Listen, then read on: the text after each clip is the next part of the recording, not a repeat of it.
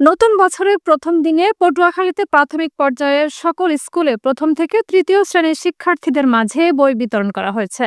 বুধবার সকালে রশিদ কিশোরা এবং পটুয়াখালী সরকারি বালিকা উচ্চ বিদ্যালয়ে বই বিতরণ কার্যক্রমের উদ্বোধন করেন জেলা প্রশাসক আবু হাসনাত মোহাম্মদ আরিফির।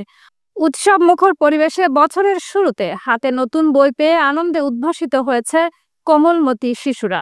ভালোভাবে পড়াশোনা করার প্রত্যয় ব্যক্ত করেছে তারা। নতুন বছরে নতুন বই পেয়েছি, খুব আনন্দ লাগছে। নতুন বছরের প্রথম দিনে নতুন নতুন বছরে বই পেয়েছি, ভালো লাগছে, আনন্দ লাগছে। নতুন শিক্ষাক্রমে শিশুরা তাদের জ্ঞানের ভান্ডার পরিপূর্ণ করবে এবং আলোকিত মানুষ হিসেবে গড়ে উঠে সমাজ পরিবর্তনে গুরুত্বপূর্ণ ভূমিকা রাখবে এমন আশাবাদ ব্যক্ত করেন জেলা প্রশাসক।